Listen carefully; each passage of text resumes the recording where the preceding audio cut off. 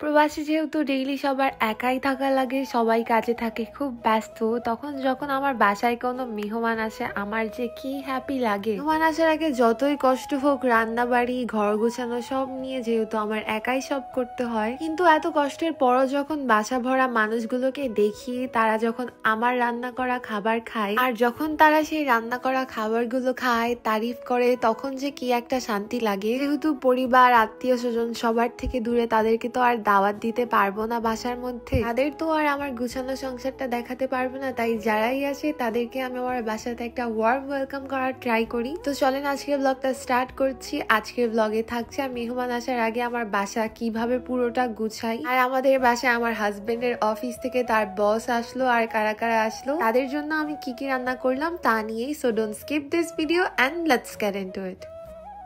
Hello lovely people, আমি Snehan tales থেকে Sneha and I hope all of you are doing great. তো অনেকেই দেখেছিলেন আমার বাসায় বড় বড় কার্টুনের মধ্যে আমার পার্সেলগুলো এসেছিল। যে প্রোডাক্টগুলো এসেছে তা তো আনপ্যাক হয়ে গিয়েছে, কিন্তু এগুলো তো ফেলতে হবে। এগুলো ফেলা যায় জাপানে কত একটা টাফ ব্যাপার, যেহেতু আমাদের একদিনই ডেট থাকে ময়লা ফেলার, ততদিন এগুলো আমার বাসার মধ্যেই রেখে দিতে হয়। 2 দিন পর আমার ময়লা ফেলার ডেট আসছে, এরপর আমি কষ্ট করে এগুলোকে ব্যাগের মধ্যে তুলে নিচ্ছিলাম। জাপানের ডাস্টবিন ব্যাগগুলো আলাদা আলাদা হয় আর এক এক জিনিসের এক এক ব্যাগও থাকে। জাপানিসে একে গমি বাকো ফুকুরো বলা হয়। এই ফোমটা তো ডাইরেক্ট আমি ব্যাগের মধ্যে ঢুকাতে পারি না, তাহলে পুরো একটা ব্যাগই ওয়েস্ট হয়ে যেত। কিন্তু এটা ছিঁড়াও এত মুশকিল ছিল, ভাঙতে ছিল না, রাবারের মতো ছিল। এটা খুলতে যে ছিঁড়তে যে আমার পুরো জান বের হয়ে যায়, তাও আমি কষ্ট করে একটু একটু করে ছিঁড়ছিলাম আর ব্যাগের মধ্যে ভরে নিচ্ছিলাম। পরে ব্যাগটা ফুল হয়ে গিয়েছিল। ফার্স্ট ব্যাগ যেহেতু ফুল হয়ে যায়, আমি সেকেন্ড ব্যাগ নিয়ে আসি, আবার সব ময়লাকে এটার মধ্যে ভরে নিচ্ছিলাম। বুদ্ধি আসলো, হাত থেকে কাটতে যেহেতু পারছি না, আমি লিটারেলি নাইফ দিয়ে এই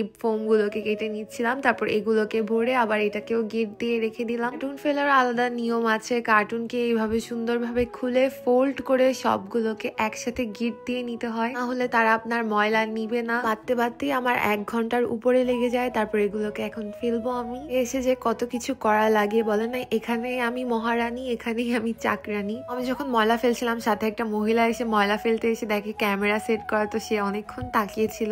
বাসায় এসে আমার বাসাটা ক্লিন করা স্টার্ট করে, আমার বাসাটা মোটামুটি পরিষ্কার ছিল, জাস্ট একটু ডাস্টিং করে নিচ্ছিলাম সবকিছু।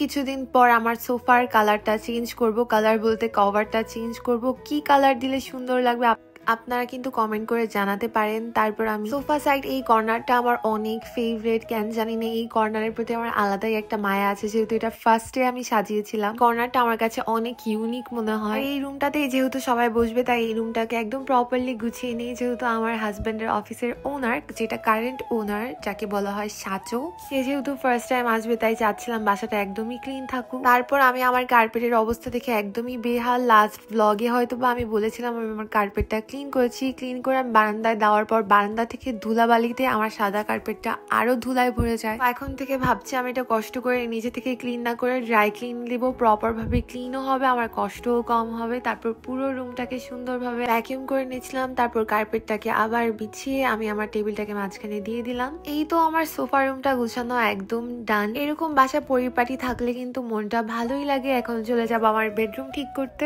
আমি ভাবছিলাম আমার বেড সাইড কর্নারটাকে ওই পাশ থেকে এই পাশে নিব। এই পাশে যেহেতু কোনো লাক সিস্টেম করা নেই, আর আমি যেহেতু নতুন ল্যাম্প কিনেছি, তাই ভাবছিলাম যে ওই পাশে দিব আর বেড কর্নারটা এই পাশে দিব। যারা ভাবে আমি চিকন, আমার শক্তি নেই, দেখেন আমি একা একা কর্নার আলগিয়ে এই পাশ থেকে ওই পাশে নিচ্ছি। উপর থেকে সবকিছু সরিয়ে আমি বেডটাকে গুছিয়ে নিলাম। এখন ওই রুম থেকে ল্যাম্পটা নিয়ে আসবো। অনেকেই জিজ্ঞেস করছিলেন আমার ল্যাম্পটা আমি কোথা থেকে নিয়েছি। আমার ল্যাম্পটা নিয়েছি হচ্ছে আমি অ্যামাজন থেকে। কেন জানি ফার্স্ট দেখাতে এই ল্যাম্পটা আমার এত পছন্দ হয়ে গিয়েছিল, দেখতে এত সুন্দর। তারপর আমার বেডের সামনে কার্পেটটাও আমি সুন্দরভাবে বিছিয়ে নিচ্ছি। তো ভাবছিলাম এখানেই শেষ, তারপরও কেন জানি রুমটা আমার খালি খালি লাগছিল, একটু ভাবছিলাম লাইটেনিং অ্যাড করি। এই রোজ লাইট গুলো, এগুলোকে কি বলে আমি জানি না, এই লাইট গুলো অ্যাড করে নিচ্ছিলাম। এটা আমি অনেক আগেই কিনেছিলাম, এটা হয়তো আমি কিনেছিলাম শিন থেকে। ফ্লাওয়ার লাইটস গুলোকে আমি আমার বেডের উপরে সুন্দরভাবে ডিস্ট্রিবিউট করে নিই, তো সুন্দর একটা ভাইব দিচ্ছিল। আর আরো সুন্দর ভাইব ক্রিয়েট করার জন্য আমি একটা সেন্টেড ক্যান্ডেলও জ্বালিয়ে রাখি। হচ্ছে আমার বেডরুমের ফাইনাল লুক। আমার চাদরটা চেঞ্জ করা দরকার ছিল, বাট ফিল করছিলাম রেখেছিলাম, যেহেতু 2 দিন আগেই বিছিয়েছি, আবার উঠাবো, আমি একটু অলস যেহেতু, তাই এটা বিছিয়ে রেখেছিলাম। সো ডোন্ট জাজ মি। আমি আমার ডাইনিং স্পেসটা ক্লিন করব। দেখেন কি অবস্থা এই জায়গাটা। যেহেতু অলওয়েজ পরিপাটি থাকলেও একদিন পর পরে আমার বাসার এই অবস্থা। আর এই অবস্থা হওয়ার কারণই হচ্ছে আমার হাজবেন্ড, সে সবকিছু টেবিলের উপর ফেলে রেখে দেয়। ফার্স্টে আমার প্ল্যান্টস গুলোকে সরিয়ে নিচ্ছিলাম। আমার টেবিলের উপর সব প্ল্যান্টস গুলোই কিন্তু রিয়েল। আর এখন সবকিছু উঠানোর পর টেবিলটাকে ভালোভাবে আমি পরিষ্কার করে নিব। যারা এই পর্যন্ত আমার ভিডিওটা দেখছেন তারা কিন্তু আমার পেজে একটা ফলো দিতে ভুলবেন না। আপনাদের যদি আমার এরকম নর্মাল ডেইলি ব্লগ গুলো ভালো লাগে আপনারা কিন্তু কমেন্ট করে জানাবেন। তারপর টেবিলের চেয়ার গুলোকে আমি সুন্দরভাবে পরিষ্কার করে নিচ্ছিলাম। তারপর টেবিলের নিচটাকেও ভালোভাবে ভ্যাকিউম করে নিয়ে,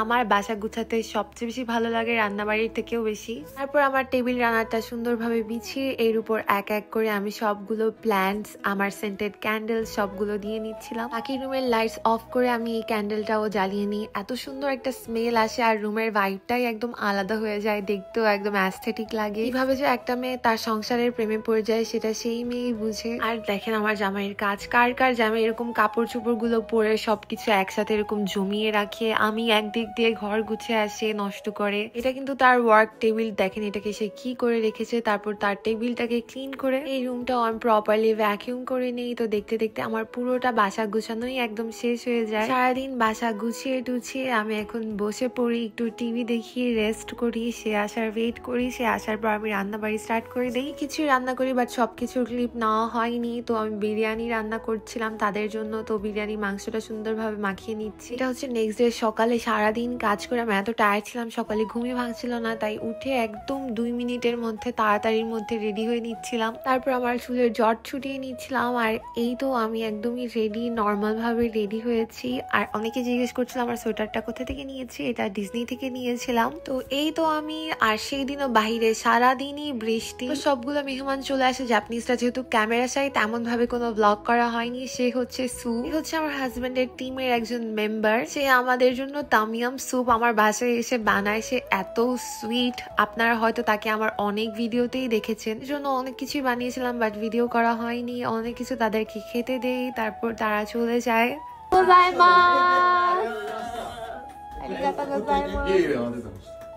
এই হোয়াইট কালার এডিডাসের সোয়েট শার্টে যাকে দেখছেন সে হচ্ছে তাদের সাচো। তারপর সবাই চলে যায়, আমার বাসাটা খালি হয়ে যায়। আজকের ব্লগটা তাহলে আমি এখানেই শেষ করছি। এরকম আরো ভিডিও দেখতে চাইলে আমার পেজে একটা ফলো দিয়ে দিবেন। আর সবাই ভালো থাকবেন। Thank you for watching. Bye by.